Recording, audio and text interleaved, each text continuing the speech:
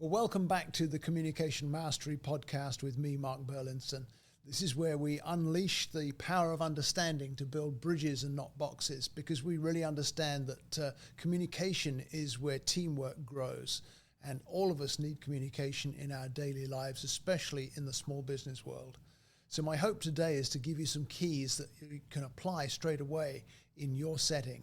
And we want to talk today about nonverbal communication, where no words are needed for things to be communicated. It's very interesting to me that communication is so much more than just what you say.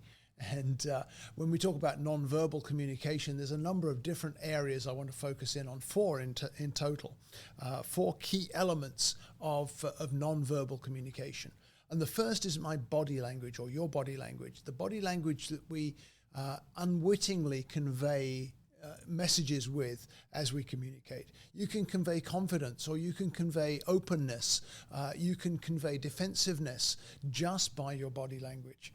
And that really impacts the effect of your interaction with whoever it is you're speaking with. Maybe it's a customer or a client. Maybe this is a sales conversation. Maybe you're networking with others and you're looking for fresh introductions.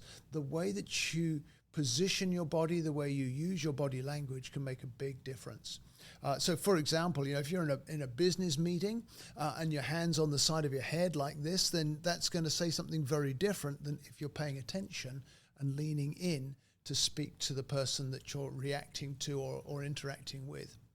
Or maybe you're at a networking event, but you've got your arms folded like this. Well, nobody's going to come up and chat with you when you've got that defensive kind of posture. You need an open posture to be able to successfully network with others. Or if you're giving feedback maybe to an employee or even feedback to your manager, or your boss, if you've got your hands on your hips, it's not going to come across as well as if you've got a more open posture with your body. So that body language really does make a difference. And so practice positive body language, open arms, your head level rather than dipped. Maybe leaning in for intensity or leaning it back a little for invitation. Those kinds of things can align your body language with the verbal cues and with your verbal message. Practice the positivity of body language to underscore what it is that you want to say. Second area of nonverbal communication would be facial expressions, because we all have many facial expressions, don't we? And your facial expressions can make a huge difference. I know with some of my clients, I've really had to help them to change their default facial expression. That sort of resting frown face that can convey something they never intended to convey, simply because that's the way your face goes naturally when you're not thinking about it. And so you can train yourself to develop a kind of smile as you talk. And it really makes a difference, not just to your facial expression, but also to your tone of voice. And you can convey emotion very easily with facial expression. That can reinforce or it can contradict what it is you're saying. And again, it's important to think through how your facial expression is going to add to the words that you're saying and the message you want to convey. If you want to see the power of facial expression, I think, although I could try and demonstrate it for you here, one of the things I would recommend would be Google Steve Jobs. I think it was 2005, the Stanford commencement speech that Steve Jobs gave back in the early 2000s. It's a masterpiece of facial expression in communication. And for yourself, maybe practice in front of a mirror. Or maybe practice with a friend.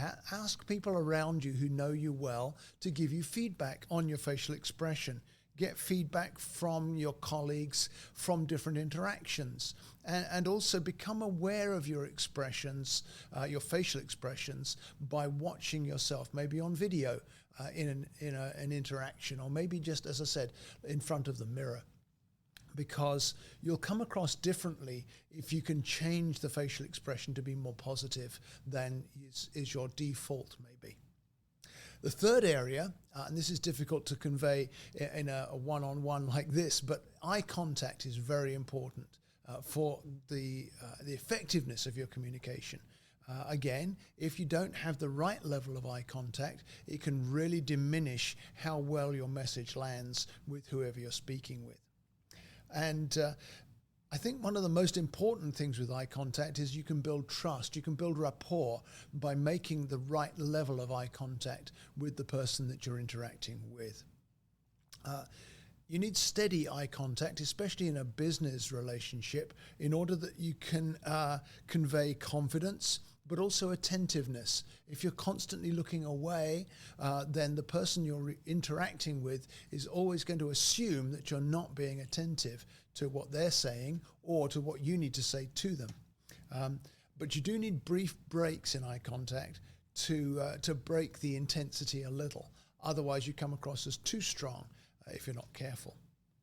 Let me give you an example of that. In casual conversation, eye contact is very different than in business interactions. So when you're having a casual conversation, then eye contact really conveys familiarity. It conveys comfort with the person you're chatting with. But in a business setting, you want to have direct eye contact with those brief breaks in order to build a professional rapport with the person you're conversing with.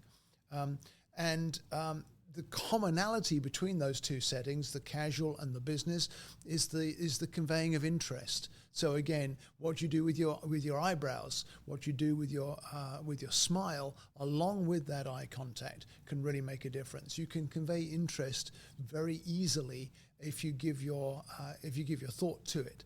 How would I want to be received with interest by someone I'm speaking to? And try to mirror that back to the person you want to show interest to. Also, understanding can come through with your eye contact, because if you're maintaining appropriate eye contact without making others feel uncomfortable, then you can watch for their reactions and you can modify your facial expressions, you can modify the words you use in order to convey that you have understood and to create a deeper connection. If the person that you're talking with looks away more than usual, then that can indicate a level of discomfort, and you can adapt to that. You could reduce the directness of your eye contact with them. Or in remote meetings, because we do a lot of remote meetings these days, don't we, with Zoom or Teams, those kinds of tools, then there's the opposite challenge, because very often the screen and the camera are not aligned, and so it looks like you're looking away all the time. And so if you're watching the screen and it takes your eyes away from the camera, then that's going to create a disconnection. So consider focusing actively on the camera when you're speaking to the person that you're in the meeting with, and then only observe others, maybe with your peripheral vision. Or you can get cameras now that can actually be placed in the center of the screen, right over the picture of the people you're interacting with, so you're making more direct eye contact. That makes a huge difference in how effective remote conversations can be. So that's 3 out of 4 of our keys to body language and nonverbal communication. The 4th one is scientifically called proxemics.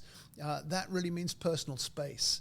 And different people have different levels of tolerance for personal space. It's a very powerful effect on your communication because of the comfort level of the persons or people that you're interacting with.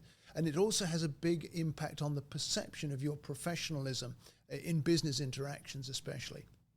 So there's a public distance zone that's about 5 to 10 feet between people, and that can be very valuable for things like presentations or where you're standing up to address a group. But professional meetings usually work best in the social distance zone, which is between 2 and 4 feet. Maybe just a little more, but basically between 2 and 4 feet apart is the social distance zone. So in a presentation, you're going to be further away from your audience, and so you need to take care not to move so far away that you become disconnected, or you can purposefully move closer to engage the audience or to engage different segments of the group that you're talking with, or maybe even to make a point.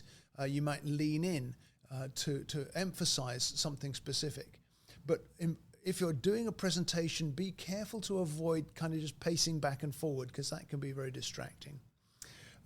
In a business meeting, you can adapt the body orientation within that 2 to 4 foot social distance zone, because if you have like a 90-degree angle to the person you're speaking with, or you have more of an adjacent body posture, then that can really help with collaboration.